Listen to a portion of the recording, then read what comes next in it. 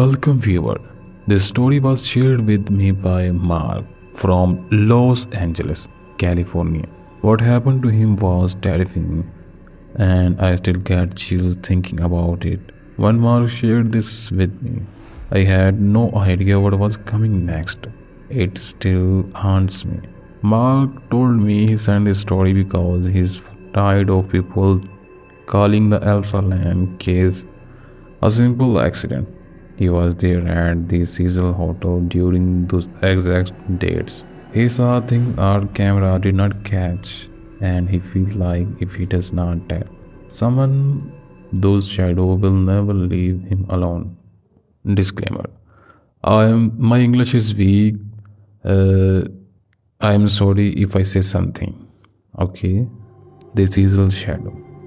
Most people look at the Cecil Hotel and see a creepy old building with a bad history. But when I checked it in back in 2013, I was just looking for a cheap place to crush while I figured out my life in LA. I did not care about the stories. Serial killer, suicides. I thought that was just urban legend stuff to scare tourists. But man, the moment I stepped into the that lobby, the air felt thick. It was not just dust. It was like the atmosphere was heavy with something that did not want you there. I remember seeing her. Elisa. We were in the elevator together once, maybe a day or two before everything went wrong. She looked nervous, vibrating with this wild energy, consistently looking over her shoulder. I thought she was just overwhelmed by the city.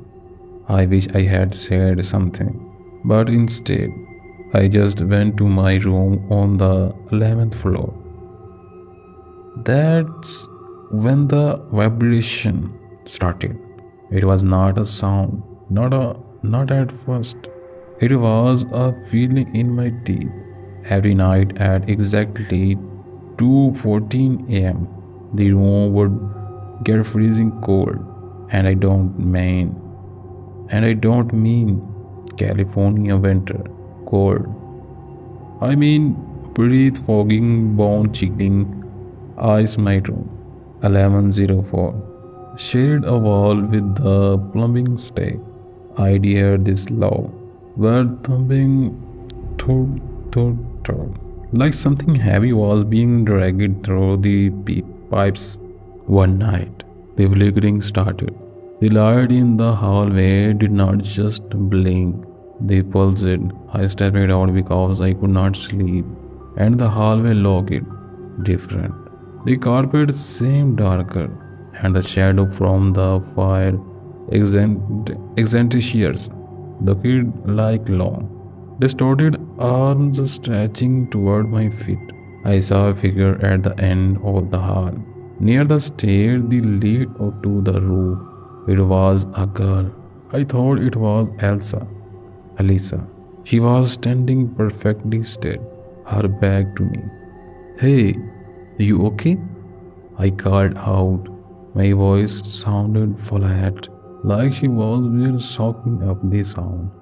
She did not move. She just started bending, not sitting down, but bending her spine backward at an angle that should not be possible. I heard a crack, the sound of dry wood snapping. I froze. My heart was hammering against my ribs so hard I thought it would break. Suddenly, she bolted, not toward the stair, but into the wall. She did not hit it. She just seemed to merge into the shadow of the corner. I ran back to my room and locked the door. I stayed awake until the sun came up. But the sun does not really reach the rooms at the season. It just stays gray. The next morning, I went to brush my teeth. I turned on the faucet and the water. It was not clear. It was a murky, dark, brownish black, and the smell. It was the smell of something sweet and rooting, like old meat covered in perfume. I judged leaning over the sink, and that's when I saw it in the mirror. In the reflection of the shower curtain behind me, there was a handprint, a wet, black handprint on the inside of the plastic. I spun around, nothing. The curtain was still.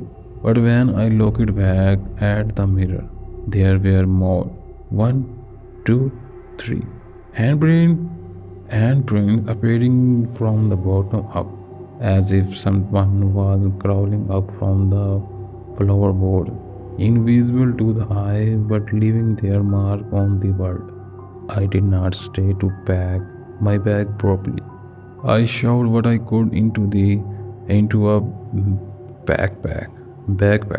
I had to get out, but as I reached for the door knob, it turned by itself.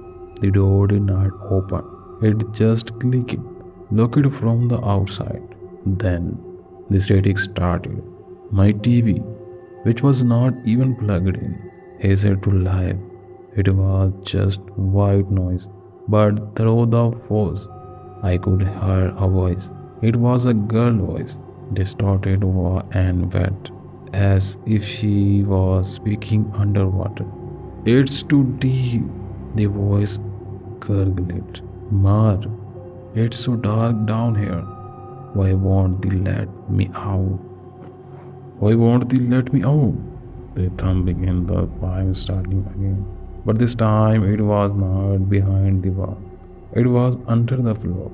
Third, third, third, moving from the bathroom across the carpet, stooping right beneath my feet. I felt the floorboard vibrate. Something was down there. Something that had followed Elisa. And now it had found a new target. I grabbed a heavy lamp, ready to smash the window. But then I saw the event above the bed. A thick, black liquid started dripping from the slats. It hit me below with a heavy splat. It was not water, it was hair. Long, black, whose strands of hair were being pushed out of the vent, spiraling down like a waterfall of silk and root. And then the knocking began, not on the door, not on the walls.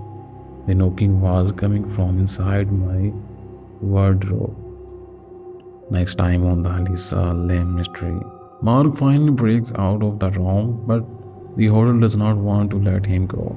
He is going to find himself on the roof, standing right next to those massive water tanks, and is going to see exactly what pushing Elisa into the water, and why it's now reaching for his ankles. This is the shadow, part 2 final. That knocking, it was not a normal knock. It was like bone hitting wood. Crack, crack, crack. From inside the wardrobe, I did not wait. I grabbed my bag and literally threw my shoulder against the room doors. It flew open this time, and I tumbled into the hallway. But the hallway, I felt like it had stretched. The elevator was miles away, and the lights were flickering in the rhythm like a heartbeat. I did not even try the elevator. I did not even try the elevator. I ran for the stair. My lungs were burning, and every time I turned a corner on the staircase, I felt a cold wind brushing against my neck. I kept it hiding with footsteps behind me. Slip, slip, slip. Like someone walking with water-filled shoes. I don't know why, but I don't go down in my panic. I kept running up. I burst through the final door and found myself on the roof. The fog was so thick I could barely see my own hands. The air smelled like rust and old water. And there they were, those giant black water tanks. They looked like massive, silent monsters sitting in the dark. I saw her again, Elisa. She was standing on the edge of the platform near the main tanks. She was not moving. She was just staring into the water. I tried to shout, Elisa, get down. But my throat felt like it was full of sand. Then I saw the shadow. It did not have a face, it was just a tail. Then distortion in the fog, standing right behind her. It did not push her, it just leaned into her. And Alisa, she looked like she was in a trance. She climbed the ladder, opened the heavy lid with strength she should not have had, and just stepped inside. The sound of the splash was so sweet blink, the shadow turning toward me. I did not have eyes, but I felt it looking at my soul. It started moving, not walking, but gliding over the gravel. I backed away, but my heel catch on a pipe and I fell. I crawled backward, my heart screaming until my back hit the base of the tank. I could hear the water sloshing inside. Thump, thump. Something was hitting the metal from the inside, right behind my head. The shadow stopped a few feet away. It hissed, a sound like steam escaping a pipe. You should not be here. I closed my eyes and started praying. I'm not even a religious guy, but I just started screaming every prayer I remembered from when I was a kid. I shouted, leave me alone. I have nothing for you. I felt a cold, wet, wet hand touch my ankle. It was freezing, like ice. It started pulling me toward the elevator. I kicked and screamed, swinging my heavy backpack. I hit something solid, and the cold grip loosened just for a second.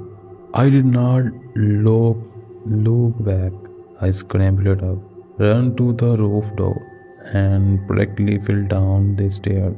I did not stop until I was out on the street, in the middle of the traffic, under the bright city light. Mark eventually moved out of LA. He told me it took him 3 years to stop seeing black handprint in his peripheral vision. He's okay now, living in a small town where the buildings are not more than 2 stories high. He still can't drink tap water, though. Every time they turn on a faucet, I and hear that low thought in the pipes. He remembered the scissor. He remembered the girl in the elevator. And he remembered the shadow that's still waiting there for the next guest to check in. Stay safe out there, guys. Some histories are not just stories, they are still breathing. If you like this video, interesting this video, subscribe for more video. Thanks for watching.